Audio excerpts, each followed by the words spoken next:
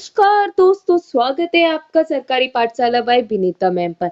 आज की क्लास बेहद खास है, तो चलिए शुरू करते हैं आज की सबसे जरूरी और सबसे पावरफुल। हेलो। तो जैसा कि हमने आपसे कहा था कि आने वाले टाइम में हम आपके लिए बहुत अच्छी क्लासेस लेके आने वाले हैं, तो वही क्लासेस अब स्टार्ट होने वाली हैं।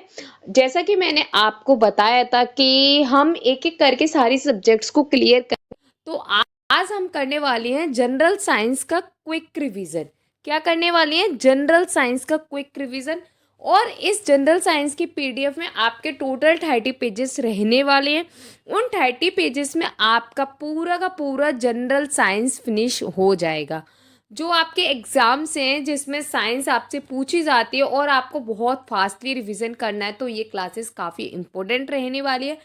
ये specially EMRS, KVS, NVS, DSSV, CBSE या फिर उन एग्जाम्स के लिए जिसमें साइंस अलग से ना पूछ के सिर्फ इतना कहा जाता है कि जीके में जो साइंस आएगा या फिर जनरल अवेयरनेस में साइंस आएगा, मतलब 2 से 4 क्वेश्चंस आते हैं, मैक्सिमम 5 क्वेश्चंस भी आ जाते हैं।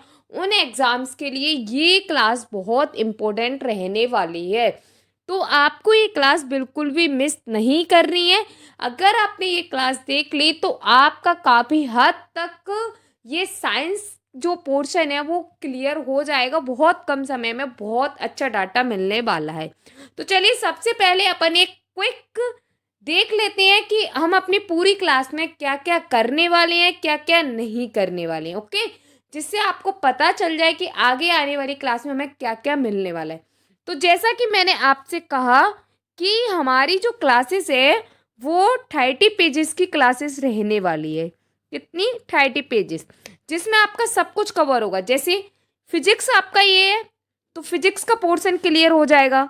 फिर अपना जब फिजिक्स का पोर्शन क्लियर हो जाएगा उसके बाद में आपको कराए जाएंगे कुछ फैक्ट्स जो बार बार एग्जाम्स में पूछे जाते हैं, किस टाइप के क्वेश्चंस आते हैं वो सारे सारे आपको यहाँ पे बताए जाएंगे। उसके बाद में ये सारे आपके फैक्ट्स चलने के बाद में आपको कराई जाएगी केमिस्ट्री। जैसा कि आपने देखा सिर्फ 8 पेजेस में आपकी पूरी फिजिक्स फिनिश हो जाएगी विथ फैक्ट्स। और फिर आपकी चलेगी केमिस्ट्री। पेज नंबर 9 से आपकी क्या चलेगी? केमिस्ट्री चलेगी। केमिस्ट्री भी आपको पूरी अच्छे से कवर अप कराई जाएगी। और केमिस्ट्री आपकी कराने के बाद में उसमें भी फैक्ट्स कराए जाएंगे आपको। और फैक्ट्स कराने के बाद में आपकी केमिस्ट्री भी फिनिश हो जाएगी। ये 13 पेज नंबर तक है, मतलब 9, 10, 11, 12, 13, टोटल 5 पेजेस में केमिस्ट्री फिनिश। यस, सिर्फ और सिर्फ 5 पेजेस में आपकी केमिस्ट्री भी अच्छे से फिनिश हो जाएगी। उसके बाद में आपको बायोलॉजी कराई जाएगी। बायोलॉजी थोड़ा सा लॉन्ग पोर्शन है और इससे क्वेश्चन भी ज़्यादा से ज़्यादा आते हैं, तो बायोलॉजी को अपन लेने वाले हैं थोड़ा सा बड़ा। ठीक है, क्योंकि इससे ज़्यादा कवरेज होता है अपने एग्जाम्स में डाटा, इसलिए इसको बहुत अच्छे से और बहुत अच्छा डाटा इसमें भी कवर करने वाले हैं। तो पेज नंबर 14 से लेके पेज नंबर 30 तक अपना रहने वाला है बायोलॉजी। जैसा कि आप देख रहे हो पूरा का पूरा बायोलॉजी अच्छे से आपको पीडीएफ में कवर कराया गया है। और इसमें भी आपको साथ में मिलेंगे फैक्ट्स। ये अपने सारे बायोलॉजी के फैक्ट्स हैं। तो इस टाइप से आपके ये टोटल 30 पेजेस की क्लासेस रहने वाली है। इन 30 पेजेस में आपको फिजिक्स, केमिस्ट्री, बायोलॉजी पूरा का पूरा फिनिश हो जाएगी। और ये इससे आपके ना जो आपके ईएमआरएस जैसे एग्जाम्स है जिसमें 3 से 4 क्वेश्चन आएंगे साइंस के, तो वो आपके इसमें से क्लियर हो जाएंगे। आपको फिर कहीं और से भी कुछ भी पढ़ने की बिल्कुल भी ज़रूरत नहीं रहेगी। अगर हमें ऐसा लगता है कि आपको कुछ और डाटा पढ़ना है तो हम आपको वो भी जल्द से जल्द बताने की कोशिश करेंगे। ठीक है, तो इस क्लास को आपको बिल्कुल भी स्किप नहीं करना है, बहुत इंपॉर्टेंट क्लास रहने वाली है। अगर किसी बच्चे को लगता है कि मैम स्लो पढ़ा रही हैं तो वो अपनी स्पीड बढ़ा सकता है। ठीक है, स्पीड में जाके अपनी प्लेबैक स्पीड को आप इंक्रीज कर लेना, क्योंकि हम यहाँ पे टारगेट्स उन बच्चों को भी कर रहे हैं जो फर्स्ट टाइम पढ़ रहे हैं और उन बच्चों को भी टारगेट्स कर रहे हैं जो पहले से साइंस पढ़े हुए हैं लेकिन उन्हें एक रिवीजन की ज़रूरत है। हमारा मेन मोटो है सारे बच्चों को वो डाटा देना जिनसे उनके एग्जाम्स में नंबर इंक्रीज हो। आपके जो साइंस के पोर्शन से नंबर आने वाले हैं वो कहीं भी रह नहीं जाए। तो देर ना करते हुए हम अपनी साइंस की क्लास को स्टार्ट करते हैं। और अगर आपको कोई भी दिक्कत हो तो आप कमेंट बॉक्स में पूछ लेना, आपका सारे के सारे डाउट्स क्लियर किए जाएंगे। साथ ही आप हमारे टेलीग्राम चैनल को भी ज्वाइन कर सकते हो, वहाँ पे आपको एक डिस्कशन चैनल भी दिया है, वहाँ पर भी आप डिस्कस कर सकते हो। किसी क्वेश्चन का आपको डाउट रहता है तो वो भी आप वहाँ पर पूछ सकते हो। हमारे साथ में जो स्टूडेंट जुड़े हैं वो स्टूडेंट भी आपकी हेल्प कर देंगे, अगर किसी रीज़न से हम आपको वो क्वेश्चन उस टाइम अवेलेबल नहीं हो पाते तो। वैसे हम पूरी कोशिश करेंगे कि आपके सारे क्वेश्चंस का तुरंत आपको आंसर मिले, ठीक है। और जिन बच्चों ने अभी तक हमारे चैनल को सब्सक्राइब नहीं किया है वो चैनल को सब्सक्राइब कर लेना। सरकारी पाठशाला वाई विनीता मैम हमारे चैनल का नाम है। इसी चैनल के नाम से हमारा यूट्यूब, टेलीग्राम, व्हाट्सएप, मतलब सारे के सारे चैनल इसी नेम से ही हैं। ओके, तो चलिए स्टार्ट करते हैं। और भी आपको डिस्क्रिप्शन में लिंक मिल जाएगी और जितनी भी इंपॉर्टेंट क्लासेस हैं उनकी लिंक भी मैं आपको दे दूंगी डिस्क्रिप्शन में। तो आप उन सारी क्लासेस को देख लेना। जैसे हमने इंग्लिश की एक महा मैराथन ली है, हिंदी का हमने पार्ट 1 का मैराथन ले लिया है, पार्ट 2 हमारा अभी भी चल रहा है। वो जैसे ही कंप्लीट हो जाएगा उसकी भी एक कंप्लीट मैराथन आपके लिए ले आएंगे। और एक एक करके अब सारी की सारी अपन जनरल अवेयरनेस के पोर्शन भी करने वाले हैं। और साथ ही पीवाईक्यू जो सीरीज है वो भी अपन करने वाली है, ठीक है। थोड़ा सा किसी रीजन से हमें बीच में क्लासेस बंद करनी पड़ी थी, बट डोंट वरी, अब हमारी क्लासेस फिर से स्टार्ट हो गई हैं और हम आपके साथ हैं। आप भी बने रहिए और क्लास को बिल्कुल भी मिस मत करना। और हाँ, आपको एक सबसे इम्पोर्टेंट बात, इस क्लास की पीडीएफ आपको टेलीग्राम चैनल पर नहीं मिलेगी। यस, आपने सही सुना। इस जो वीडियो है इसका पीडीएफ आपको टेलीग्राम चैनल पर नहीं मिलेगा। तो आप साथ ही साथ नोट डाउन करते जाइए, क्योंकि ज़्यादा पेजेस नहीं है, ओनली 30 पेजेस है। और आप देख पा रहे हो कि इतना ज़्यादा डाटा भी नहीं है हर एक पेज में, थोड़ा थोड़ा डाटा है। आप इसको नोट डाउन भी कर सकते हो। आप चाहो तो स्क्रीनशॉट भी लेके रख लेना, फिर आप उसको बाद में नोट डाउन कर लेना। बट मैं आपसे यही कहूँगी कि आप इसे नोट डाउन कर लेना, जिससे आपको रिवीजन करने में दिक्कत ना आए। और अगर आपको हमारी स्पीड स्लो लगे तो आप वीडियो को इंक्रीज करके देख लेना। तो चलिए देर ना करते हुए अपन अपनी क्लास में चलते हैं, क्योंकि काफ़ी सारा इंट्रो में आपका टाइम जा चुका है, ठीक है। तो चलिए अपनी क्लास स्टार्ट करते हैं। और मुझे लगता है कि आपके लिए क्लास बहुत ज़्यादा हेल्पफुल रहने वाली है अगर आप इसको ध्यान से देखते हैं तो, ठीक है। जहाँ पे भी मुझे लगेगा मैं आपको बता दूंगी ये ज़्यादा इंपॉर्टेंट है, ये कितना इंपॉर्टेंट है, ठीक है। तो अब जैसा कि मैंने आपको बताया, मैं फिजिक्स से स्टार्ट करने वाली हूँ, ठीक है। तो फिजिक्स से अपन स्टार्ट करते हैं, जिसको अपन भौतिक विज्ञान भी बोलते हैं। हिंदी इंग्लिश मीडियम दोनों के लिए इम्पोर्टेंट क्लास है। अगर फिर भी इंग्लिश मीडियम वालों को कोई दिक्कत आती तो आप पूछ लेना, लेकिन क्लास आपको ऐसी ही मिल पाएगी। अगर आप ये कहो कि मैम सारा का सारा डाटा आप हमें इंग्लिश में भी टाइप करके दे दो, तो नहीं है पॉसिबल अभी, क्योंकि अभी हमारे पास उतने पर्सन्स नहीं है कि आपके सारे डाटा को कन्वर्ट करने बैठे। नहीं है हमारे पास उतना टाइम, जितना हम पे हो पा रहा है हम आपको देने की कोशिश कर रहे हैं। तो देखिए अपन अपनी क्लास में आगे बढ़ते हैं। कोई भी डाउट हो, अगेन बोल रही हूँ, आप पूछ लेना, ठीक है।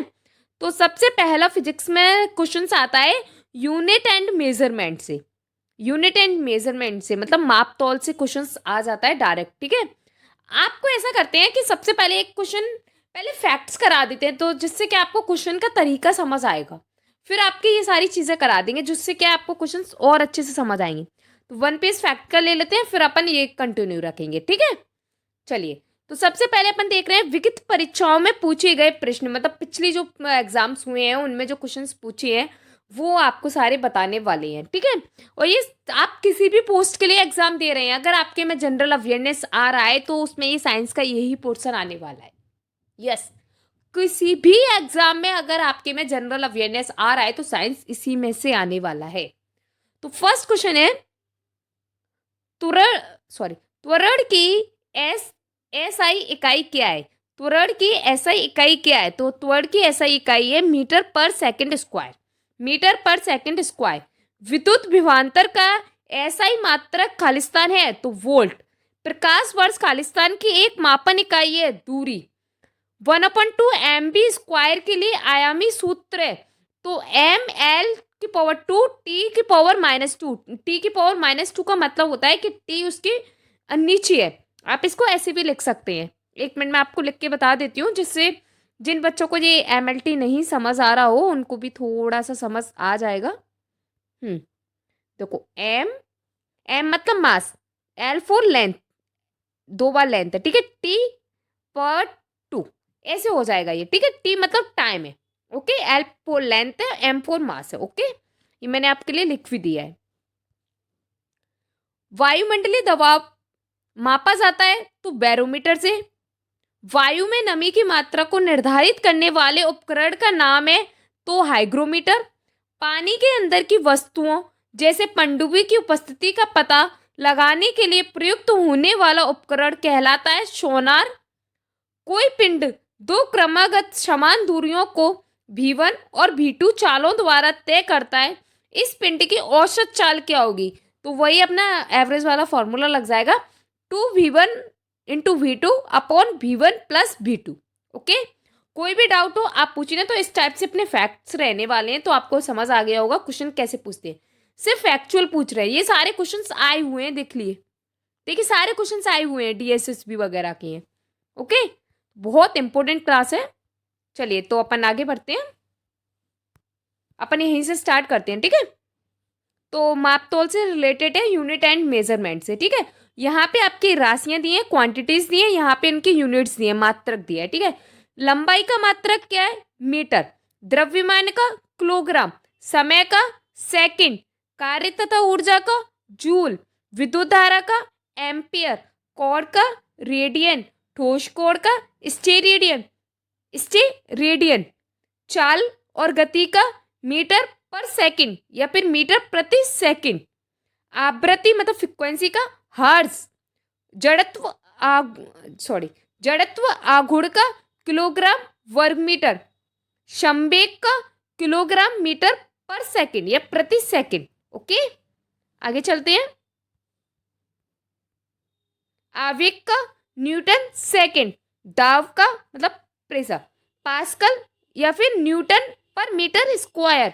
शक्ति का या फिर सामर्थ्य का वाट या फिर जूल पर सेकंड। कॉमा लगाए मतलब ये अलग अलग है।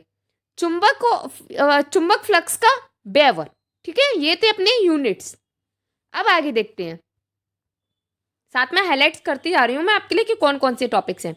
मापक उपकरण और उसके यूज, मतलब अपन अब इंस्ट्रूमेंट और उसके यूजेस देखेंगे कि कौन से इंस्ट्रूमेंट का क्या क्या यूज है, ओके।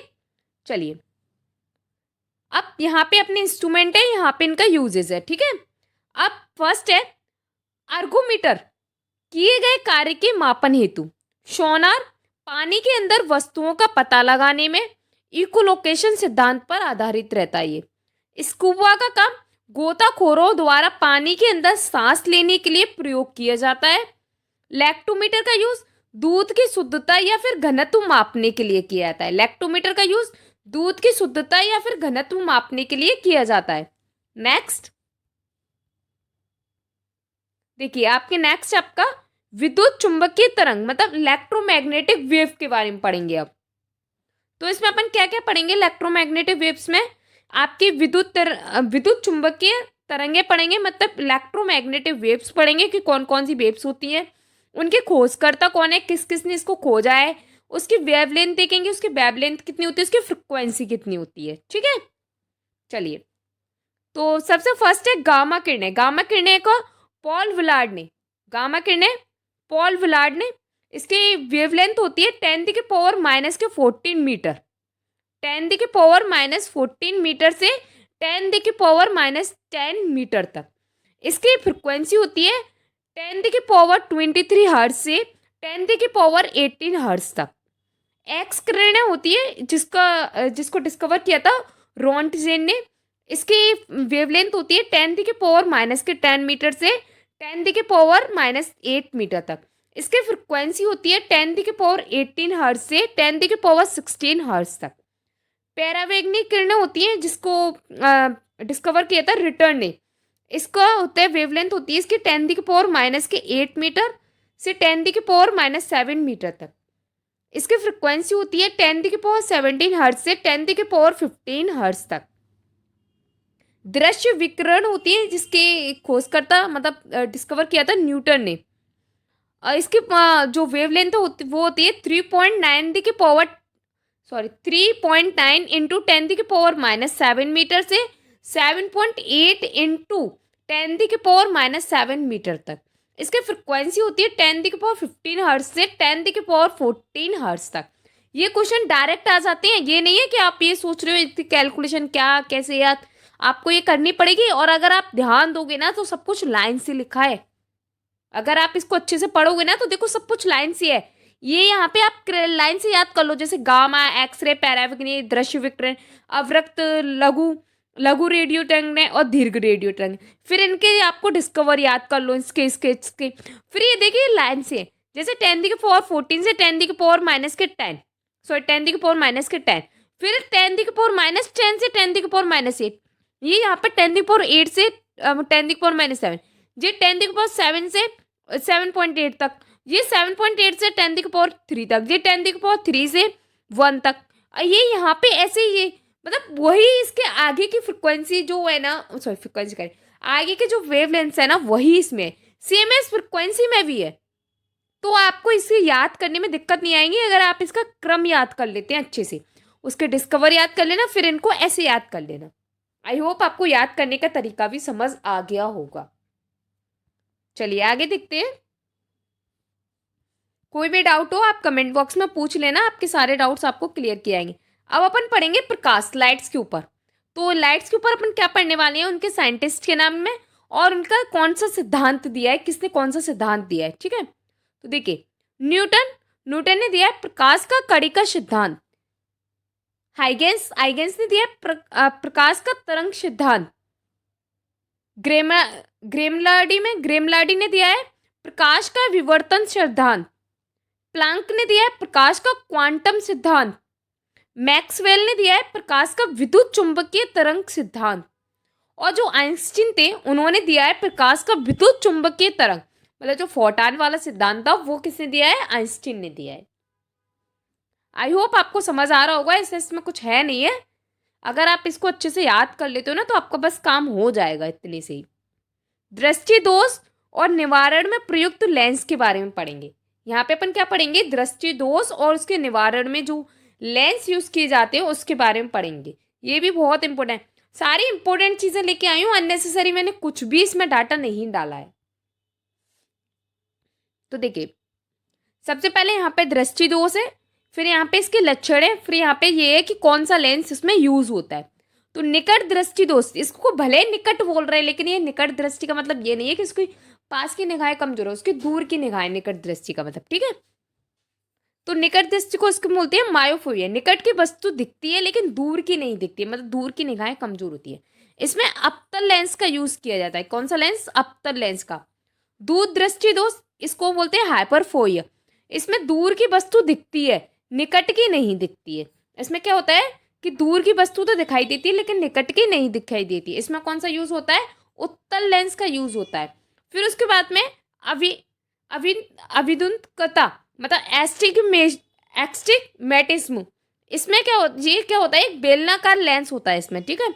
और जरा दृष्टि दोष, ये इसमें कौन सा होता है, तो द्विफोक्सी लेंस होता है। द्विफोक्सी लेंस होता है, दोनों लेंस होते हैं इसमें, ठीक है।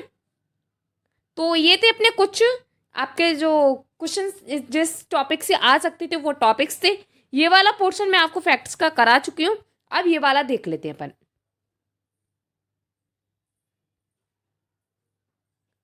कोई खुली जीप किसी सरल रेखीय पथ पर एक समान वेग से गतिमान है। आगे की सीट पर बैठा कोई व्यक्ति किसी गेंद को ऊर्ध्वाधर मतलब वर्टिकल ऊपर उछालता है तो कुछ समय पश्चात वह गेंद क्या होगी, उसके हाथ पर गिरती है, क्योंकि ग्रेविटेशनल फोर्स की वजह से वो क्या होती है, नीचे आ जाती है। वह उपकरण जो यांत्रिक ऊर्जा को विद्युत ऊर्जा में परिवर्तित करता है वो क्या कहलाता है, वो कहलाता है जनरेटर।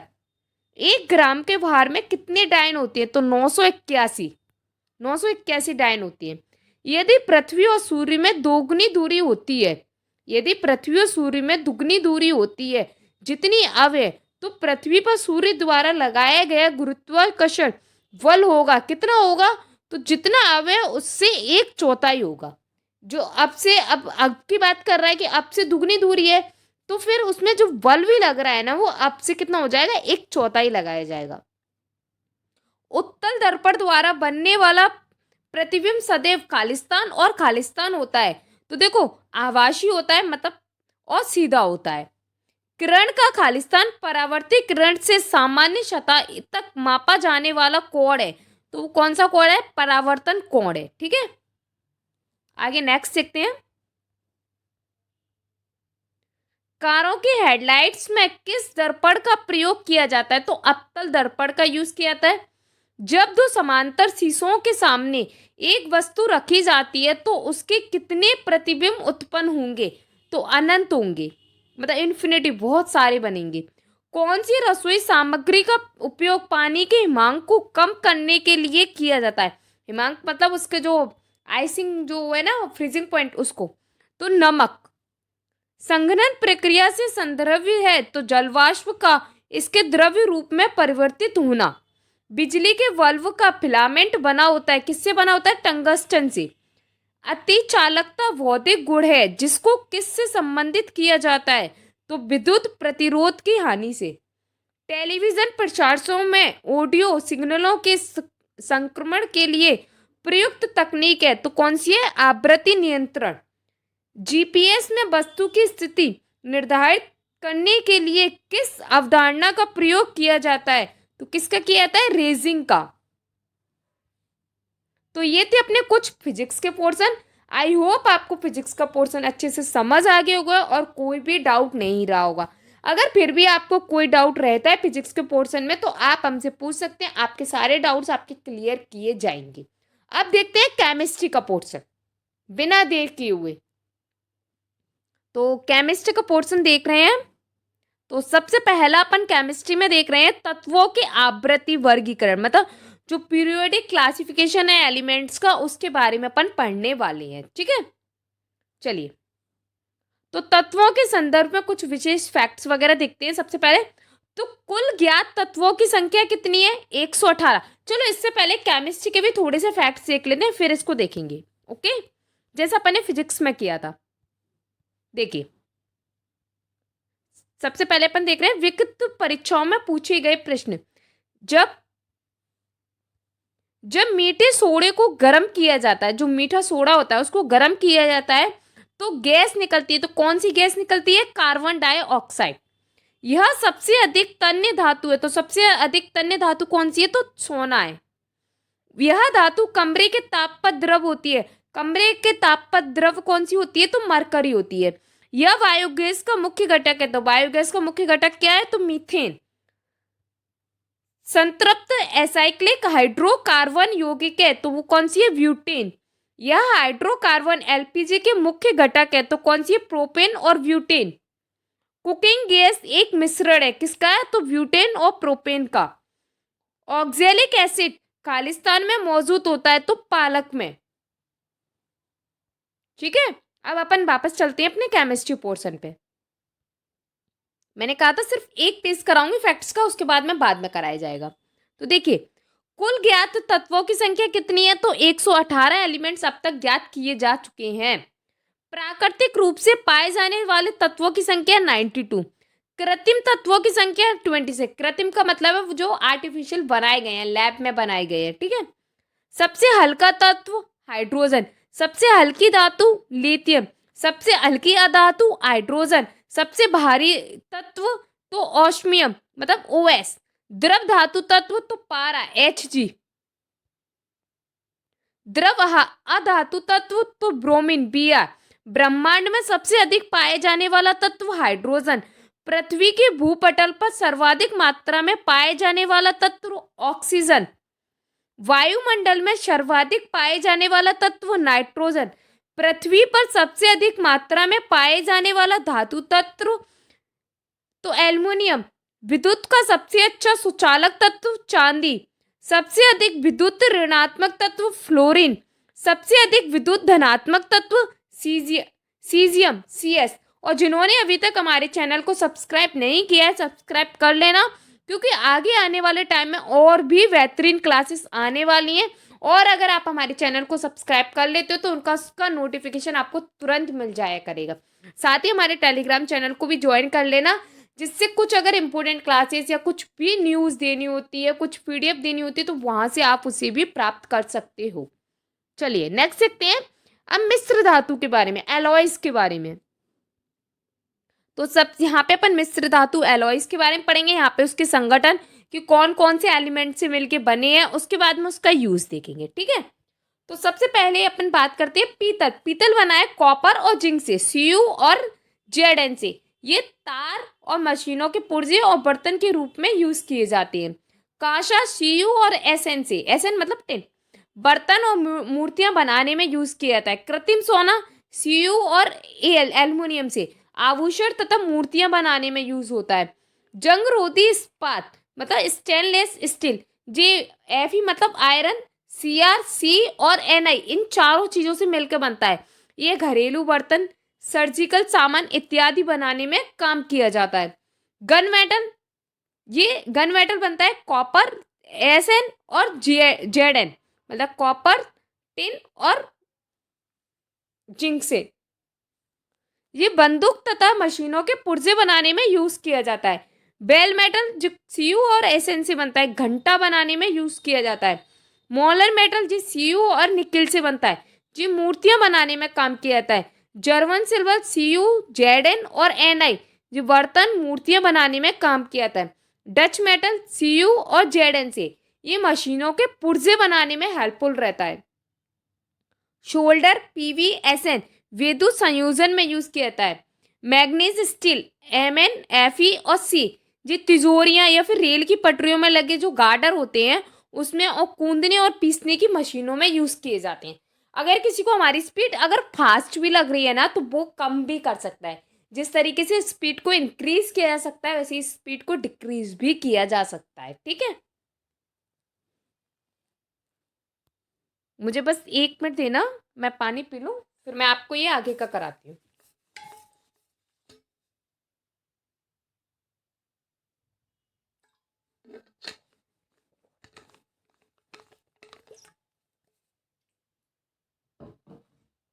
देखिए, हाँ, प्रमुख ईंधन, अब अपन पढ़ेंगे ईंधनों के बारे में, फ्यूल्स के बारे में। इनसे तो बहुत ज्यादा क्वेश्चंस आजकल आ रहे हैं फ्यूल्स के, तो बहुत ज्यादा, ठीक है। चलो ये देखते हैं। फ्यूल्स की स्पेलिंग गलत लिख गई है, फ्यूल होता है, लाओ सही कर देते हैं।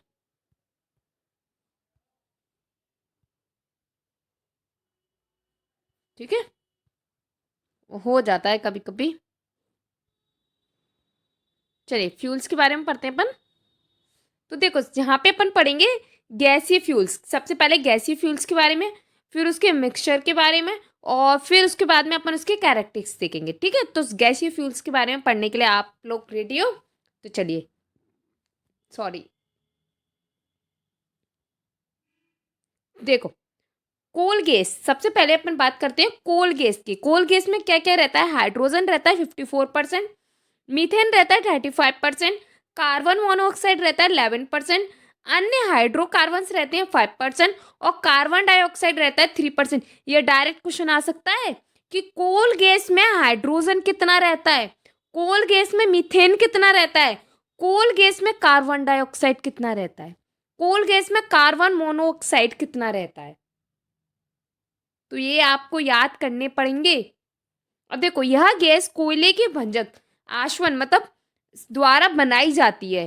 कोयले का जो भंजक आश्वन होता है उसके द्वारा बनाई जाती है, और वायु के साथ विस्फोटक मिश्रण बनाती है। ये वायु के साथ में क्या करती है? विस्फोटक मिश्रण बनाने का कार्य करती है। रंगहीन व एक विशेष गंध वाली गैस है और दहनशील गैस है, ठीक है।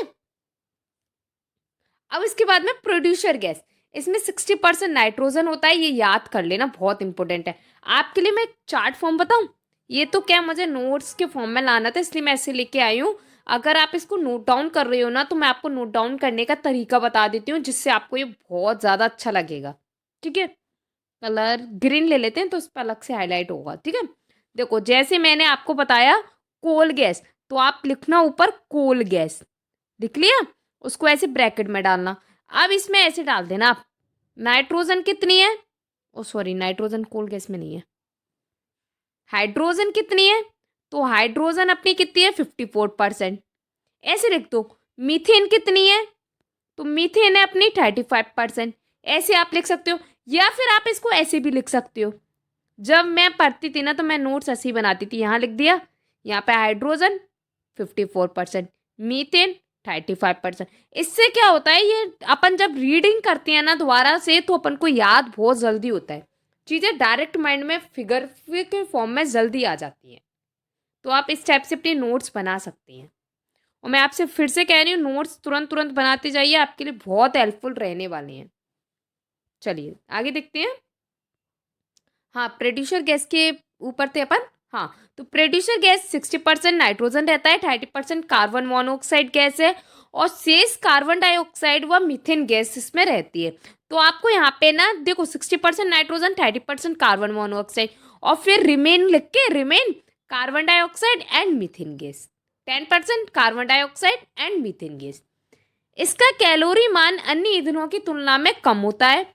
ईंधन कांच व धातु के निष्कर्षण में इसका प्रयोग किया जाता है। सस्ता ईंधन है जो जलकर उच्च ऊष्मा देता है। वाटर गैस या फिर भाप अंगार गैस, ठीक है। 45% carbon monoxide, 49% hydrogen, 4.5% carbon dioxide एवं अन्य। अब अन्य कितना बचा आप बताइए। 49 ये हो गया, 45 ये हो गया, तो देखो 6% बचा है। 6% में से 4.5% कार्बन डाइऑक्साइड हो गया, कितना बचा? 1.5% अन्य गैसेस हो गई। इस गैस से अत्यधिक ऊष्मा प्राप्त होती है। अधिक ऊष्मा होने के कारण ईंधन के रूप में इसका यूज किया जाता है। हाइड्रोजन गैस बनाने के काम आती है, और अपचायक के रूप में एल्कोहल बनाने में काम आती है। प्राकृतिक गैस, नेचुरल गैस लगभग 97% होती है, जो कि मेथेन इसके अतिरिक्त 97% मेथेन, इसके अतिरिक्त नाइट्रोजन, इथेन आदि गैसेस पाई जाती है। मतलब सबसे ज़्यादा इसमें नेचुरल गैस में क्या होती है? मीथेन होती है, जो कि 97%। और जो अपनी 3% उसमें नाइट्रोजन, इथेन और अदर गैसेस आ सकती हैं। इस गैस की प्रधान अवयव मेथेन मतलब CH4 गैस होती है। कृत्रिम उर्वरकों के उत्पादन में यूज की जाती है। ज्वलनशील होने के कारण ईंधन के रूप में भी इसका यूज किया जाता है। आई होप आपको ये क्लियर हो गया होगा। कोई भी अगर आपको डाउट रहता है तो आप मुझसे पूछ लेना। ये अपन पेज कर ही चुके हैं। अब नेक्स्ट पेज देखते हैं। चलिए, उदासीन विलयन का पीएच कितना होता है? पीएच वैल्यू जानते हो ना? जब मैं आपको डिप्टी चैप्टर कराऊंगी ना साइंस का, तब मैं आपको ये सारी चीजें करा दूंगी। तो उदासीन विलयन का पीएच वैल्यू क्या है? तो 7। लिटमस पेपर को साबुन के पानी में डालने पर यह इस रंग में बदल जाता है, तो नीला। NaOH खालिस्तान एक क्षार है। सोडियम है, सही इलेक्ट्रॉन का वितरण है 281। सोडियम है, ठीक है। जब मैं आपको ना इलेक्ट्रॉन विन्यास वगैरह जी सब आपको कराऊंगी ना, तब वो भी बता दूंगी। क्या अभी अपन को सिर्फ ना साइंस में आपको उसके लिए करा रही हूँ जिसमें ऊपर ऊपर से क्वेश्चंस आते हैं जो आपके लिए इम्पोर्टेंट है। जैसे जनरल अवेयरनेस आ रही है अपनी EMRS के एग्जाम्स में, सारे पोस्टर्स में, लेकिन उसमें कितने क्वेश्चंस आएंगे आपके? मैक्सिमम से मैक्सिमम 5 क्वेश्चन। वैसे तो 5 आने नहीं है, आपको बता दूं, 5 क्वेश्चन आने ही नहीं है। आएंगे तो आपके 2 से 3 क्वेश्चन, लेकिन अपन ने मैक्सिमम से मैक्सिमम 5 क्वेश्चन बोल दिया। अब मैक्सिमम से मैक्सिमम 5 क्वेश्चन इनमें से ही आ जाएंगे आपको। आपको और ज़्यादा नहीं पढ़ना है। आपको मोटी मोटी साइंस के लिए नहीं पढ़ना, आपको जनरल अवेयरनेस उतना ही पढ़ो जितना अपने लिए इम्पोर्टेंट है। वरना ये तो आप पा रहे हैं, आप कितना भी पढ़ लो कुछ नहीं होना। फिर समझ आ रही है? आप कितना भी पढ़ लो कुछ नहीं होना, लेकिन जो मैं आपके लिए डाटा लेके आई हूँ इनमें से आपका हो जाएगा। आप इतना कर लो, इनफ है आपके लिए, क्योंकि आपके पास टाइम उतना ही है, आपके पास नहीं है। आपको सिर्फ रिवीजन करना है, और रिवीजन के लिए क्लासेस आपकी बहुत अच्छी रहने वाली है। साथ में आप टेस्ट सीरीज दे रहे हो, उन टेस्ट सीरीज को लगाते रहिए। हाँ, तो अपन कौन से क्वेश्चन पे थे? हाँ, ये सोडियम में सही इलेक्ट्रॉन का वितरण है 281। यह अम्ल कांच को घुला सकता है, तो हाइड्रोफ्लोरिक एसिड में। आमतौर पर सोडियम बाइकार्बोनेट को यह कहा जाता है, तो क्या कहा जाता है? Baking soda. तो बेकिंग सोडा का नेम क्या है? तो सोडियम बाइकार्बोनेट। कांसा एक मिश्र धातु है, तो कॉपर और टिन की। उस गैस का चयन करें जिसे अग्निशामक यंत्रों में संग्रहित किया जाता है, तो द्रव प्रवास्त में कार्बन डाइऑक्साइड मतलब CO2 का यूज किया जाता है, किसमें? द्रव में। कौन सी अवस्था में? द्रव में, लिक्विड फॉर्म में। तो ये इसी के साथ में आपकी केमिस्ट्री भी फिनिश हो गई। देखा कितनी जल्दी आपकी केमिस्ट्री भी फिनिश हो गई। अब अपन आ गए बायोलॉजी पे। थोड़ा सा बड़ा टॉपिक है, पहले ही मैं आपको बता देती हूँ। फिजिक्स और केमिस्ट्री एक तरफ और बायोलॉजी एक तरफ, वो दो और ये अकेला एक तरफ। ठीक है, अब अपन बायोलॉजी पढ़ने वाले हैं, इसमें से क्वेश्चन बहुत ज़्यादा आने वाले हैं और बहुत ज़्यादा आपको डाटा भी मिलेगा। तो आपने अगर नोट नहीं कर रहे हो तो नोट करते जाना। ठीक है, अगर आप एक बार क्विक में ले रहे हो क्लास तो सेकंड टाइम में नोट कर लेना, पर नोट जरूर करना। तो सबसे पहले मैं बायोलॉजी की भी आपको 1 पेज फैक्ट करा देती हूँ, फिर मैं उसके बाद में आपको क्लासेस कराऊंगी। ठीक है, देखिए पहले मैं आपको बता दूं अपने कितने pages, 13 pages I think complete कर लिए हैं। केमिस्ट्री तक 30 पेजेस ही थे। हाँ, 30 पेजेस कर लिए हैं अपने कंप्लीट, और टोटल 30 पेजेस है। ठीक, चलिए देखिए, अब अपन देखने वाले हैं विगत वर्षों के पूछे गए बायोलॉजी के क्वेश्चंस। ठीक है, तो देखो, यह विटामिन हमारी त्वचा को स्वस्थ बनाए रखने में सहायता करती है। तो कौन सी विटामिन करती है? तो विटामिन ई। एंटीबॉडीज जो हमारे शरीर को संक्रमण से बचाते हैं, वे इस प्रकार के योग्य के कौन से? प्रोटीन। इसका प्रयोग कर्कटक रोग के उपचार में किया जाता है। किसका किया था? कोबाल्ट-60 का। नीम का पौधा इस रोग के लिए बहुत उपयोगी है, तो कुष्ठ रोग के लिए। यह रोग विटामिन डी की अत्यधिक कमी के कारण होता है, तो सूखा रोग। सिरकोना की छाल से प्राप्त औषधि का प्रयोग इस रोग के उपचार में किया जाता है, तो मलेरिया। फाइलेरिया इसके कारण होता है, तो मच्छर के कारण। उस वैज्ञानिक का नाम बताइए जिन्होंने चेचक के विरुद्ध मनुष्यों के प्रतिरक्षण की विधि का आविष्कार किया था। तो किसने किया था? एडवर्ड जेनर ने। ओके, चलिए अब अपन चलते हैं अपने बायोलॉजी पोर्शन पे। एक पेज इसलिए आपको बता रही हूँ जिससे आपको क्वेश्चन का लेवल पता चले कि किस टाइप से क्वेश्चंस आ रहे हैं। तो अब अपनी चलेगी बायोलॉजी। ठीक है, बायोलॉजी में सबसे पहले अपन क्या वो करने वाले हैं? जीव विज्ञान की शाखाएं, मतलब उसकी ब्रांचेस देखने वाले हैं बायोलॉजी की। ठीक है, तो यहाँ पे आपकी ब्रांचेस है, यहाँ पे इसका स्टडी अपन अध्ययन क्या क्या करने वाले हैं। तो देखो, जो आपका हेमटोलॉजी है, हेमटोलॉजी में अपन रक्त से संबंधित पढ़ते हैं। डेंट्रोलॉजी में अपन वृक्षों एवं झाड़ियों का अध्ययन करते हैं। वायरोलॉजी में अपन विषाणुओं का अध्ययन करते हैं। मॉर्फोलॉजी में अपन जीवों के आकृति, संरचना और उसके विशिष्ट संरचना गुणों का अध्ययन करते हैं। अनुवांशिकी मतलब जेनेटिक्स में अपन जीवों के अनुवांशिक लक्षणों तथा इनके वंशागति का अध्ययन करते हैं। एस्टाकोलॉजी में अपन क्रेफिस का अध्ययन करते हैं।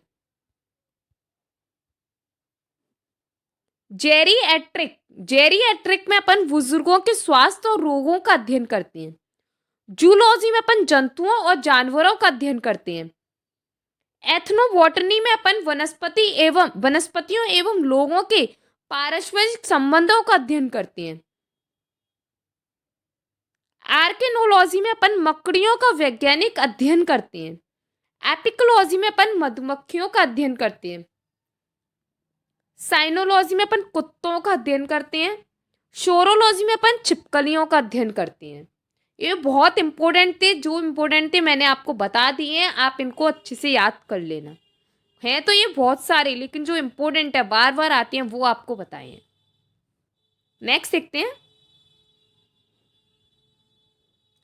पादप कोशिकाओं में पाए जाने वाले अंग, जो organ present in the plant cell. ठीक है, तो कोशिकाएं जी कोशिकांग है और ये इसके कार्य। तो शेल वॉल कोशिका भित्ति, कोशिका को निश्चित आकार और कठोरता प्रदान करना। प्लाज्मा झिल्ली और आंतरिक संरचनाओं को सुरक्षा प्रदान करना है। प्लास्टिड, ये 3 प्रकार के होते हैं। क्लोरोप्लास्ट का वर्क है प्रकाश संश्लेषण में मदद करना। क्रोमोप्लास्ट का वर्क है फूलों एवं फलों को रंग प्रदान करना। और ल्यूकोप्लास्ट का काम है भोजन के भंडारण में मदद करना। और एक बात याद रखना, जो सेंट्रोसोम नामक जो संरचना है ना, वो केवल जंतु कोशिकाओं में पाई जाती है और जो कि केंद्रक के ऊपर पाए जाने वाले छोटे पिंड होते हैं।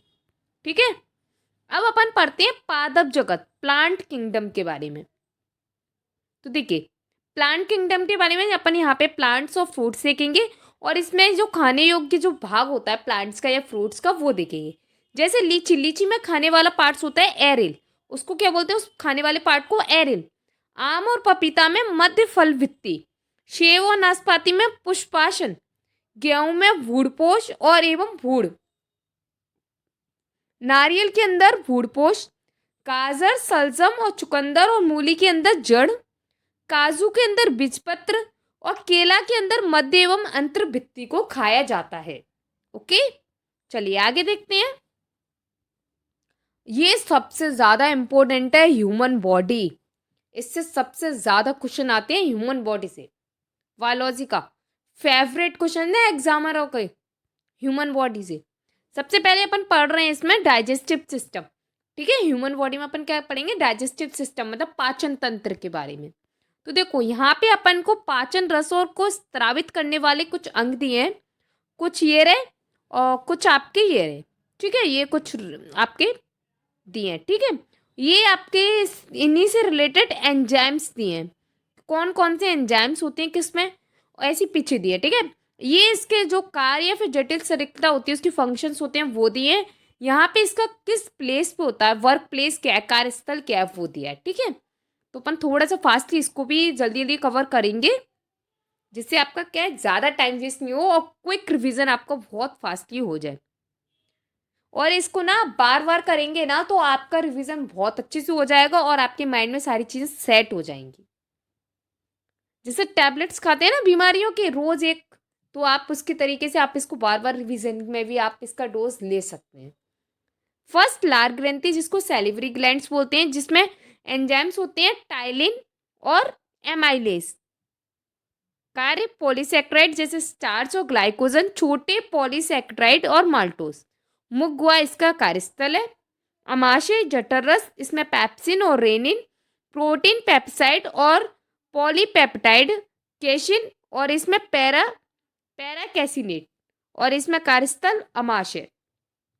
अग्नाशय, इसमें ट्रिप्सिन और काइमोट्रिप्सिन और इसमें नेक्स्ट है कार्बोकिक्स पेप्टिजेस और स्टेशन। देखो मैं आपको कुछ बता दूं पहले, क्योंकि वो बात मेरे माइंड में चल रही है तो वो दिक्कत कर रही है अभी। आपको मैं एक बात अच्छी से बता दूं कि आपको इसमें सबसे ज़्यादा क्या कवर अप करना है। तो आपको ना, एक मिनट, आपको इसमें एक तो ये याद करनी है कि कौन से ग्रंथ में कौन से एंजाइम्स पाई जाती हैं। ये सबसे ज़्यादा इंपॉर्टेंट है कि कौन सा एंजाइम्स पाया जाता है। इससे सबसे ज़्यादा इंपॉर्टेंट क्वेश्चन बनते हैं। वैसे तो ये दोनों भी इंपॉर्टेंट है, लेकिन सबसे ज़्यादा इंपॉर्टेंट क्वेश्चन ये एंजाइम्स से आता है कि अग्नाशय के अंदर कौन सा एंजाइम्स है, और लार ग्रंथि में कौन कौन सी एंजाइम्स है, जठर रस में कौन सा है। ये सबसे ज़्यादा इंपॉर्टेंट रहती हैं। चलिए अब मैं पढ़ाती हूँ। क्या है, मेरा माइंड में वही चीज़ आ रही थी तो दिक्कत हो रही थी। चलिए तो अग्नाशय से अगेन देख लेते हैं। ठीक है, अग्नाशय मतलब, अग्नाशय मतलब ट्रिप्सिन। इसमें एंजाइम्स कौन से हैं, ट्रिप्सिन और काइमोट्रिप्सिन और नेक्स्ट है कार्बोकिक्स पेप्टिडेस और सिटिएपिप्सिन। ठीक है, ये सारे इसमें क्या पाए जाते हैं, एंजाइम्स पाए जाते हैं। प्रोटीन में पेप्टाइड और पॉलीपेप्टाइड अमीनो एसिड, और पाइसीकृत वसा में वसीय एसिड और ग्लिसरोल। मंड, इसमें मंड में क्या पाया जाता है, माल्टोज सक्रा। और ये कहाँ पे होता है, ग्रहणी में होता है। आप सबसे ज़्यादा एंजाइम्स याद कर लेना, ध्यान रखना एंजाइम्स बहुत ज़्यादा इंपॉर्टेंट है। काफ़ी बार इनसे क्वेश्चंस आया है। आंतरिक ग्रंथियाँ, इसमें कौन कौन सी एंजाइम है, तो एंटी एंटीरो एंटीरोकाइनेस, एरोप्सिन समूह, माल्टेज और सुक्रोज। माल्टेज और सुक्रोज से तो बहुत बार इसमें पूछा गया है। लीवर के अंदर पित्तरस रहता है एंजाइम्स। ठीक है, इसमें जो उसके वर्क थे वो भी देख लेते हैं। तो जो आंतरिक ग्रंथियाँ थी उसमें जो ट्रिप्सनोजन है उसमें सक्रिय ट्रिप्सन, और पॉलीपेप्टाइडों में अमीनो एसिड, माल्टोज में ग्लूकोज और सुक्रोज में फ्रुक्टोज और ग्लूकोज, और बशा में बशीय एसिड। ठीक है, और ये छोटी आंत में पाई जाती है आंतरिक ग्रंथियाँ, और जो ये लीवर है वो ग्रहणी में पाया जाता है। ठीक है, जितना इंपॉर्टेंट चीज़ें हैं मैं आपको बताने की पूरी पूरी कोशिश कर रही हूँ कम समय में। चलिए नेक्स्ट देखते हैं। अब अपन पढ़ेंगे मानव शरीर के श्वसन अंग और उसके कार्य, मतलब रेस्पिरेटरी सिस्टम ऑर्गन्स के बारे में अपन पढ़ेंगे। ठीक है, तो देखो यहाँ पे आपको दिए अंग और यहाँ पे इसकी संरचना दी है, यहाँ पे इसके कार्य दिए। तो नासा द्वारा मतलब नोज में नाक का द्वार होता है, इसमें छिद्र रहते हैं, 2 छिद्र रहते हैं ना। वायु का प्रवेश एवं अनचाहे कणों को का छन जाना, यहाँ पे क्या होता है, छन जाने का कार्य होता है। नासा गुहा में झिल्ली सेल्समा झिल्ली और जो पश्मिकाओं होती है उससे ढकी हुई होती है, और इसमें धूल और जीवाणुओं को रोकना एवं ग्रसनी के भीतर जाने वाली वायु को गर्म एवं आर्द्र करना इसका वर्क होता है। जो ग्रसनी है उसमें पेशीय नली में जो ग्रसनी है ना उसका स्ट्रक्चर कैसा होता है, पेशीय नली जैसा। इसमें श्वसन एवं पाचन दोनों तंत्रों का मार्ग बना होता है। ठीक है, जो अपने गले के ऊपर रहती है, जो अपनी एक नली जाती है पाचन तंत्र के लिए, एक जाती है श्वसन नली के लिए। ठीक है, जो कंठ होता है उसमें उसको स्वर वॉक्स भी बोलते हैं, एक छोटा सा उपस्थित अंग होता है जिसके साथ में क्या होता है, वाक्रच्छु लगे होती हैं, और इसमें जो अपनी जो पश्म विक्माएँ होती हैं ना, जो एपिथीलियम की का अस्त्र लगा होता है, उसमें ग्रसिन को क्या किया जाता है, श्वास नली के साथ जोड़ता है और स्वर क्या करता है उसमें उत्पन्न करने में मदद करता है।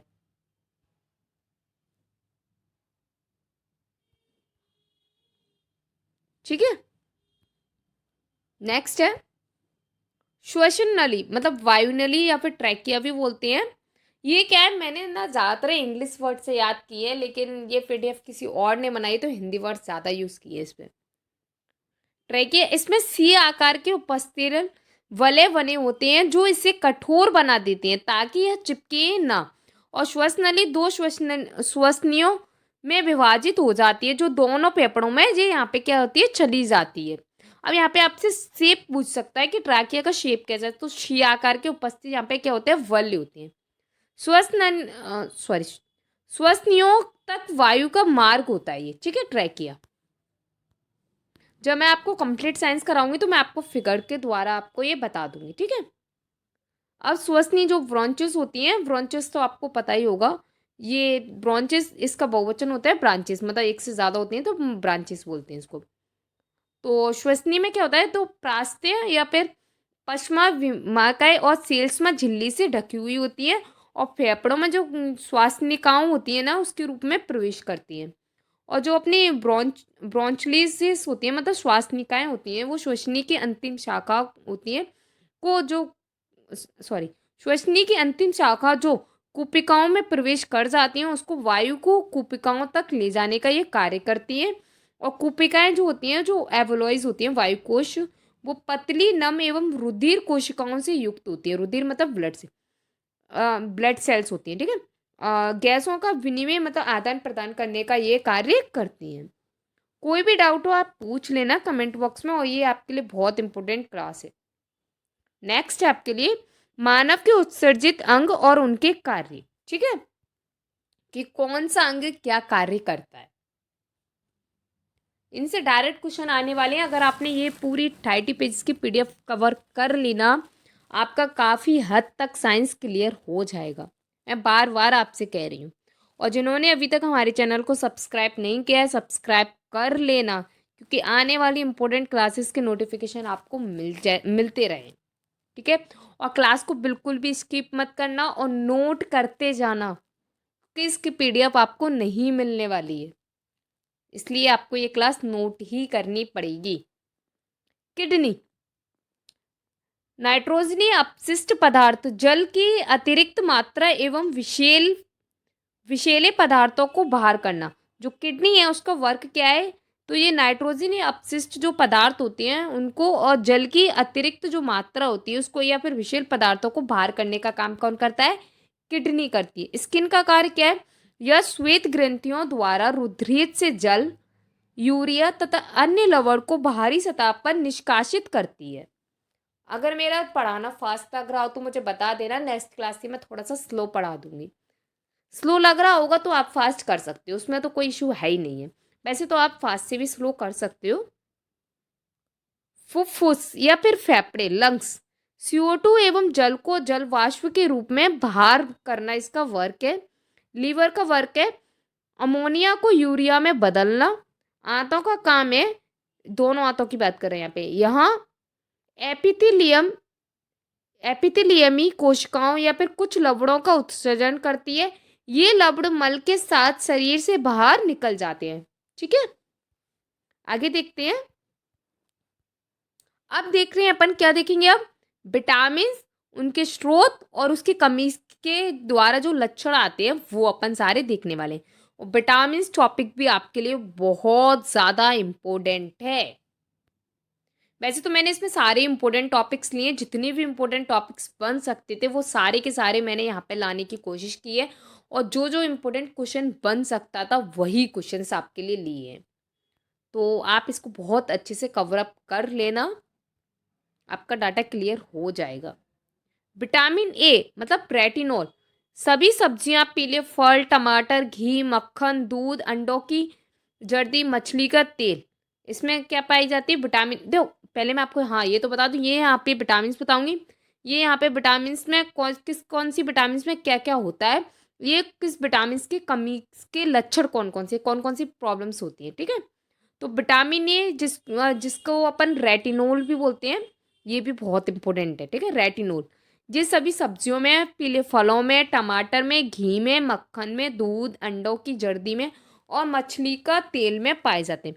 अब देखो इसकी कमी क्या होती है, अगर विटामिन ए की कमी होगी तो वर्धित विकास हो जाएगा, रनौंदी हो जाएगी, संक्रमण का जल्दी शिकार होना, मतलब त्वचा में परिवर्तन होने लगेगा। विटामिन वी वन ऐसे बहुत सारी विटामिन होती है इसमें। ठीक है, तो इसको बोलते हैं विटामिन वी1 को बोलते हैं थायमाइन। ये खमीर जो ईस्ट, गेहूं, चावल आदि अनाजों की ऊपरी परतें, तिल, मूंगफली, बिना धुली दालें, सूखी मिर्चों में होता है। और ये इसका वर्धित विकास होता है। भूख और वजन कम होना, अगर इसकी कमी हो गई तो अब में क्या होगा, भूख का या फिर वजन कम होना शुरू हो जाएगा, कमजोर धड़कन हो जाएगी, तंत्रिका दोष हो जाएगा, जल्दी थक जाना और दोषपूर्ण पाचन मतलब बेरी बेरी रोग होने के चांसेस हैं। किसकी वजह से, ईस्ट की कमी से, या मतलब विटामिन वी1 की कमी से। विटामिन बी2 की कमी, बी2 मतलब राइबोफ्लेविन, ये दूध तथा दूध से बनी वस्तुओं में, हरी सब्जियों में, खमीर में, अंडे में, कलेजी में और मांस में पाई जाती है। इसमें वादित विकास होता है। आंखों का लाल होना, अगर इसकी कमी होगी तो आंखें लाल रहेंगी बी2 की कमी से। दृष्टि धुंधली होना तथा रोशनी बर्दाश्त ना होना, आप ज़्यादा रोशनी बर्दाश्त नहीं कर पाओगे। जवान का लाल होना, लाल लाल हो जाएगी जीभ आपकी बी2 की कमी से। ठीक है, ये बहुत इंपॉर्टेंट क्वेश्चन है, एक भी मिस मत करना, सारे के सारे इंपॉर्टेंट है। वीडियो को बिल्कुल भी स्किप मत करना और सारा का सारा नोट डाउन करते जाइए, क्योंकि पीडीएफ आपको नहीं मिलने वाली है इस क्लास की। फिर से बता रही हूँ, पीडीएफ नहीं मिलने वाली है, इसलिए नोट करते जाइए। और ये आपने क्लास ले ली ना, आपकी साइंस क्लियर हो जाइए। ऐसी हम आप सारी क्लासेस लेके आने वाले हैं इन फ्यूचर में, तो आप अच्छे से पढ़ते जाइए। विटामिन वी3, इसको निकोटिनिक अम्ल मतलब नाइसिन भी बोलते हैं। गेहूं का अंकुर, आलू, दालें, बादाम, टमाटर, पत्तेदार सब्जियां, मांस, चिकनी और लाल जवान, पाचन में दोष, मानसिक विकार, वर्णकति या परपिटी त्वचा, पिगमेंट स्केली स्किन या पेलाग्रा इस टाइप से रहती है। विटामिन वी6 मतलब पायरियोडॉक्सिन, हरी सब्जियां, मांस, कलेजी, बच्चों में आक्षेप, रक्त छीड़ता, चर्म रोग, ये इस टाइप से इसमें होती है। विटामिन वी12, इसको बोलते हैं साइनोकोबैलेमिन, ये दूध में, मांस में और कलेजी में होती है। इसमें प्रासी अरक्ता होती है। विटामिन वी5, ये अंडे में, मांस में, दूध में, जिगर आदि में पाई जाती है, जिसमें चर्म रोग, वृद्धि कम होना, बालों का सफेद होना, ये किसकी कमी से होता है, विटामिन वी5 की कमी से। विटामिन सी से, ये विटामिन सी आगे, सी मतलब खट्टी चीजें, ध्यान रखना। इसमें एस्कॉर्बिक एसिड होता है। इसमें आंवला, नींबू, संतरा इत्यादि पत्तेदार सब्जियां, अंकुरित अनाज रहती हैं। मसूड़ों से खून बहना, रक्तस्राव की प्रवृत्ति, घावों का देर से बढ़ना, स्कर्वी रोग जैसी कमियां हो जाती हैं अगर विटामिन सी की कमी होती है तो। विटामिन डी, इसमें क्या होता है, कैल्सीफेरोल होती है जो कि दूध, कलेजी, अंडे, मछली के यकृत का तेल, अस्थियों की कोमलता तथा टेढ़ापन आ जाता है, रिकेट्स या फिर दांतों का अपर्याप्त विकास तथा दंत क्षय या फिर अस्थि अस्थि भ्रद्धता हो जाती है। मतलब आपसे दांतों से रिलेटेड या फिर हड्डियों से रिलेटेड प्रॉब्लम्स होने लगती हैं। विटामिन ई, इसको टोकोफेरोल, गेहूं के अंकुर का तेल या फिर पत्तेदार सब्जियां, दूध, मक्खन, ये जनन क्षमता में कमी करता है। अगर विटामिन ई की कमी होगी तो जनन क्षमता कम हो जाएगी। विटामिन के, जिसको बोलते हैं नेप नेप्तो नेप्टोक्यूनिन, ये हरी सब्जियां, टमाटर और आंतों में भी उत्पन्न होता है। ये मतलब बॉडी के अंदर भी बनता है। ये रक्तस्राव की प्रवृत्ति को कम करने का काम करता है जब अगर आप में विटामिन के की कमी हो जाएगी तो। अब देखिए आगे अपन देखते हैं। अब देखो आपने विटामिन देख ली, कितने सारे टॉपिक्स आपने कर लिए। अगर आपने ये अच्छे से कर लिया ना तो आपके सारा क्लियर हो जाएगा। अब देखिए जीवाणु तथा उत्पन्न रोग, मतलब कौन सी जीवाणु से कौन सा रोग उत्पन्न होता है। इससे पहले मैं आपको एक बार बता दूं कि अपन ने कितना डाटा कवर कर लिया बायोलॉजी में। तो देखो सबसे पहले अपन ने जीव विज्ञान की शाखाएं पढ़ ली, फिर पादप कोशिकाओं के बारे में पढ़ लिया, फिर पादप जगत के बारे में पढ़ लिया। अब अपन ने ह्यूमन बॉडी के बारे में पढ़ना, जिसमें अपन ने पाचन तंत्र पढ़ लिया, मानव शरीर के श्वसन अंग पढ़ लिए। उसके बाद में आपने उत्सर्जी अंगकों के बारे में पढ़ लिया।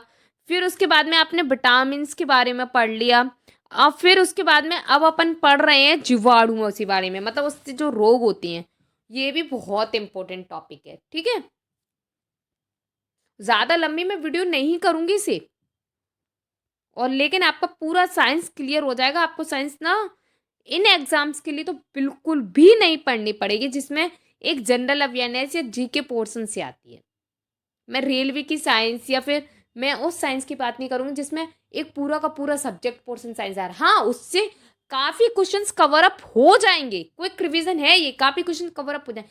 लेकिन मैं कंप्लीट इसलिए नहीं कहूंगी क्योंकि उसमें एक डीपली पोर्शन है, तो उसमें थोड़ा सा डीप और जाएगा। वो भी अपन करा देंगे आपको, पहले आप इसको कंप्लीट कर लेना। क्योंकि मैं आपको किसी भी वहम में नहीं रखना चाहती, हाँ हाँ इसमें से आ जाएगा सब, ऐसा नहीं कहूंगी मैं। अब देखिए जीवाणु तथा उत्पन्न रोग अपन देखने वाले हैं। तो रोग कारक और संक्रमण विधि, ठीक है। तो देखो सबसे पहले है रोग ट्यूबरकुलियस, जो यक्ष्मा या फिर तपेदिक, ये किससे होता है, माइकोबैक्टीरियम से या फिर क्लोसिस से। ये वायु से होता है, वायु में जो संक्रमण होता है, ठीक है। ये इसके बाद है, एक मिनट इसको बड़ा कर लेते हैं, डिप्थीरिया। इसमें क्या होता है, कोरिनी बैक्टीरियम या डिप्थीराइस से होता है। इसमें संदूषित बर्तन या फिर गंदे हाथों से खाने से हो जाता है। जब भी तो कहते हैं कि बर्तन और हाथ साफ होने चाहिए। टाइफाइड, टाइफाइड आपको होता है साल्मोनेला, साल्मोनेला टाइफी, खाने की वस्तुओं द्वारा होता है। हैजा, कॉलेरा, ये आपका जो विब्रो कॉलेरी होता है उसके उस बैक्टीरिया से होता है। और खाने की वस्तुओं द्वारा होता है कॉड। इसमें क्या होता है, माइकोबैक्टीरियम जो लेप्री होते हैं उनसे लंबे समय तक रोगी के संपर्क में रहने से होता है। अगर आप किसी मरीज के साथ में लंबे समय तक रहते हो तो वो आपको भी बैक्टीरिया होने लगते हैं। फिर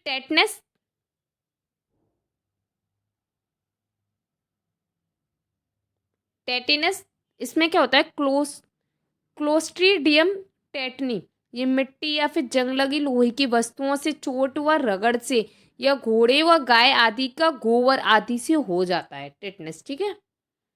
प्लेग, ये कि प्लेग मतलब पेस्टुरोल पेस्टिचस, जो चूहे, गिलहरी या फिर अन्य जो कृंतक पर परजीवी या पिस्सू द्वारा मनुष्यों को काटने पर हो जाता है प्लेग रोग। चलिए ये आपके हो गए। और मुझे लगता है आप साथ ही साथ में नोट डाउन करते जा रहे होंगे, क्योंकि मैंने आपसे काफ़ी बार कह दिया है कि नोट डाउन करते जाना। नोट डाउन करना बहुत इम्पोर्टेंट है आपके लिए ये। अब अपन पढ़ेंगे अनुवांशिक रोग के बारे में, जेनेटिक जो बीमारियां होती हैं वो उनके बारे में, जो आपके अंदर जेनेटिक आती हैं, ठीक है, एक पीढ़ी से दूसरी पीढ़ी में आती हैं। फर्स्ट है थैलेसीमिया, रक्त विकार। ये ऑक्सीजन भाग प्रोटीन सामान्य से कम मात्रा में होती है, इसमें इफेक्ट ये पड़ता है, ठीक है। वर्णांध मतलब कलर ब्लाइंडनेस, ये लाल एवं हरा रंग पहचानने की क्षमता इसमें नहीं होती है। हीमोफीलिया, हीमोफीलिया क्या होती है, चोट लगने पर रक्त का धक्का नहीं जमता, रक्त बहता ही जाता है, बहते ही जाता है हीमोफीलिया में। टर्नर सिंड्रोम, इसमें क्या होता है, स्त्रियों में शारीरिक असमानताएं उत्पन्न होना, मतलब स्त्री वांझपन वगैरह टाइप्स हो जाते हैं। डाउन सिंड्रोम्स या फिर मंगोलिज्म, इसमें क्या होता है, यह अर्धसूत्री विभाजन में अनियमितता के कारण होता है। इसमें क्या होता है, अर्धसूत्री विभाजन हो जाता है। जब मैं आपको ना सेल के बारे में पढ़ाऊंगी ना, तो सब कुछ आपको उसमें अर्धसूत्री वगैरह सब कुछ आपको बताया जाएगा। विल्सन रोग, यह रोग शरीर में अत्यधिक मात्रा में कॉपर के संचय से होता है।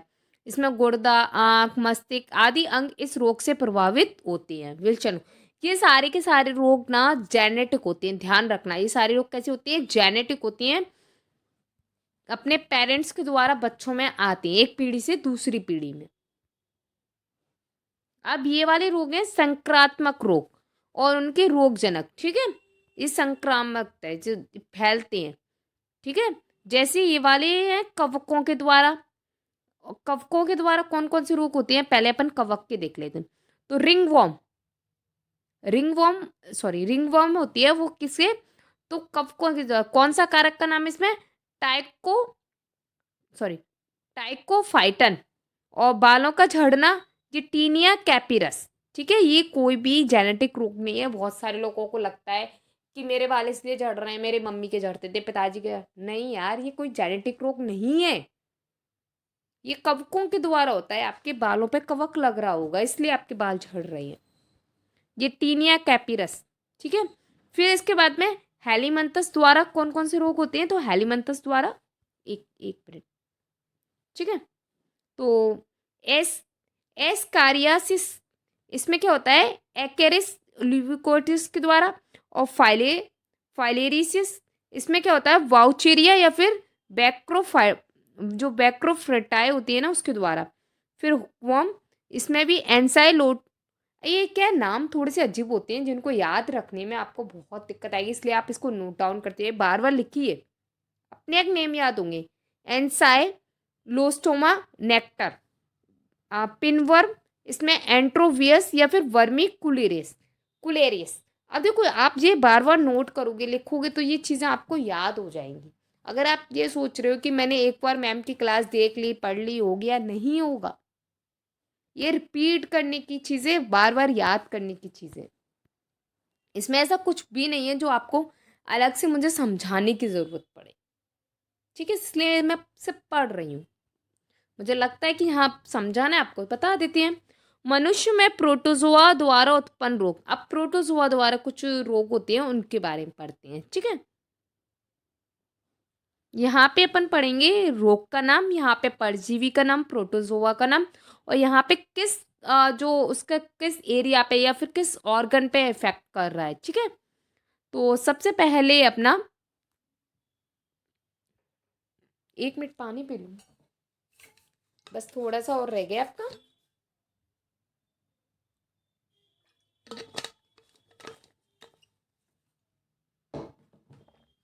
यस, हाँ।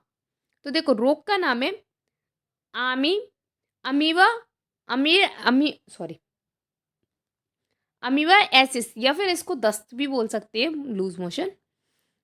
एंट, इसमें कौन सा प्रोटोजोआ होता है, तो एंट अमीबा स्टोलिटिका। और ये किस वाले अंत को प्रभावित करता है, तो बड़ी आंत को करता है। अतिसार या फिर पैचिस जो होता है, मतलब डायरिया, उसमें, अरे वो डायरिया ना दो तीन टाइप्स के होते हैं, तो वो सारे आपको इसमें बताए जाएंगे, ठीक है। इसमें जार्डिया फिर, और आपके लिए ये वाले नाम आएंगे, अंतिशार, पैचेस, एमिवाइसिस, ठीक है। जब दस्त नाम आ रहा है तो ये वाला डायरिया का नाम है, ठीक है। इसमें क्या होता है, जियार्डिया या फिर लैम्बिडिया लैम्बलिया प्रोटोजोआ की वजह से होता है, जी आंत का अगले भाग में होता है। दस्त जो होती है वो टाइकोमोनास मतलब होमोनिस में होता है, ये बड़ी आंत के अंदर ही होता है। और जो पायरिया जो रोग होता है पायरिया, ये आपके ना एंट अमीबा या फिर जिंजी जिंजी वैलिस की वजह से होता है, जी दांतों की जड़ें या फिर मसूड़ों में होता है। स्मेल आती है ना मुंह से, वही है पायरिया। निंद्रा रोग जो आपका होता है, निंद्रा रोग, ये इसमें ट्रैप ये किसकी वजह से होता है, तो ट्रेपेनोसोमा गैबियंस की वजह से होता है। इसमें रुधिर या फिर केंद्रिक तंत्रिका तंत्र पर होता है। मलेरिया जो आपका होता है वो प्लाज्मोमोडियम की वजह से होता है। इसमें लाल रक्त कण में होता है, डब्ल्यूबीसी कह रही, रेड आरबीसी में। कालाजार कालाजार आपका होता है लीसमेनिया मतलब लीसमेनिया डोनोवानी में, जो रुधिर मतलब ब्लड और प्लीहा में होता है। ठीक है, प्लाज्मा के अंदर पाया जाता है रुद्र प्लीहा। ठीक है, अब अपन इसके बाद में पढ़ेंगे ह्यूमन विषाणुओं द्वारा होने वाले मानवीय रोग। अब अपन ने अभी तक प्रोटोजोआ के पढ़े, अब अपन वायरस वाले पढ़ रहे हैं। वायरस से कौन कौन से रोग होते हैं। ठीक है, ये सारे के सारे रोग इंपॉर्टेंट है, ध्यान रखना। ऐसे ही नहीं करा रही हूं मैं आपको, इनमें से डायरेक्ट क्वेश्चन आते हैं। तो देखिए रोग देखेंगे अपन, यहाँ पे अपन रोग देखेंगे, यहाँ पे वायरस का नाम देखेंगे, यहाँ पे कौन सा अपना जो ऑर्गन है वो इफेक्ट कर रहा है। ठीक है, जैसे पोलियो, पोलियो जो रोग है वो पोलियो वायरस की वजह से होता है, जिसमें तंत्रिका तंत्र रहता है। ठीक है, छोटी माता या अपन को पॉक्स वायरस की वजह से होता है, जिस जो कि त्वचा में होती है। बड़ी माता अपनी वेरिसेला की वजह से होती है, जो भी त्वचा में होती है। मस्तिष्क ज्वर अपन को इंसेफ्लाइटिस वायरस की वजह से होता है, जो कि तंत्रिका तंत्र में होता है। फ्लू या फिर इन्फ्लुएंजा होता है अपन को इन्फ्लुएंजा वायरस की वजह से श्वसन तंत्र में। साधारण जो जुकाम होता है वो रिनो वायरस की वजह से होता है, जो कि श्वसन तंत्र में ही होता है, अपन को सांस लेने में दिक्कत आती है। खसरा जो होता है अपन को वो पेलिनोसा मतलब मार्विलोरम में मतलब संपूर्ण शरीर विशेषकर चेहरा या फिर हाथ पांव पे होता है।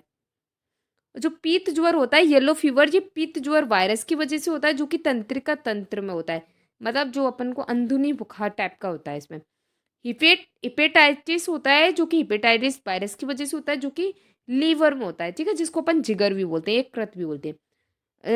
गल्सुआ अपन का मम्स वायरस की वजह से होता है, जो कि लार ग्रंथि में होता है। ठीक है, गल्सुआ तो आप सबने बहुत पढ़ा होगा। जो रेवीज होता है या फिर हाइड्रोफोबिया होता है, वो रेवीज वायरस की वजह से होता है, जो कि तंत्रिका तंत्र में होता है। पीलिया अपन को हेपेटाइटिस वायरस की वजह से होता है, जो कि अपन को लिवर में होता है। ठीक है, डेंगू ज्वर अपन को जो होता है वो फ्लेवी वायरस की वजह से होता है, जो कि तंत्रिका तंत्र में होता है। ठीक है, डेंगू ज्वर। तो ये थे अपने कुछ एक्स्ट्रा जो चीज़ें थी, ये पेज मैं आपको करा चुकी हूँ फैक्ट्स का। अब ये और अपन कर लेते हैं, थोड़ा सा रह गया, सिर्फ 2 पेजेस और आपकी कंप्लीट साइंस बिल्कुल अच्छे से फ्रेश।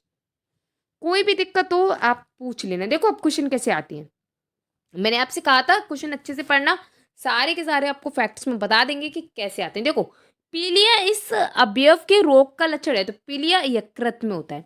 इसे पादप वर्ग का उभयचर कहा जाता है, तो वायोफाइटा को कहा जाता है। इसे गोल्डन फाइबर के रूप में भी जाना जाता है, तो जूट को। खालिस्तान फलीदार फसल का एक उदाहरण है, तो दालें। रेगिस्तानी पौधे में प्रकाश संश्लेषण खालिस्तान में होता है, तो तना में। पौधों में ग्लूकोज स्टार्च के रूप में संचित ऊर्जा के रूप में संचित रहता है।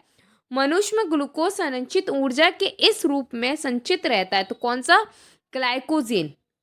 नेत्र दान में आंख के इस भाग का प्रयोग होता है, तो कौन सा भाग दान किया जाता है, तो कार्निया। एक सामान्य मानव शरीर में क्रोमोसोम्स की संख्या इतनी होती है, तो 46 होती है। ठीक है, अगर पेयर की बात की जाए तो 23 पेयर। ठीक है, मानव रक्त का पीएच इसके मध्य होना चाहिए, तो 7.35 से 7.45 के बीच में। तत्काल ऊर्जा के लिए खिलाड़ी यह लेते हैं, तो क्या लेते हैं, वो सुक्रोज लेते हैं ऊर्जा के लिए। और ये है हमारी क्लास का लास्ट पेज। देखिए ज्यादा डाटा नहीं था। एंटोमोलॉजी, एंटोमोलॉजी का विज्ञान अभ्यास करता है कीड़े मकोड़े में।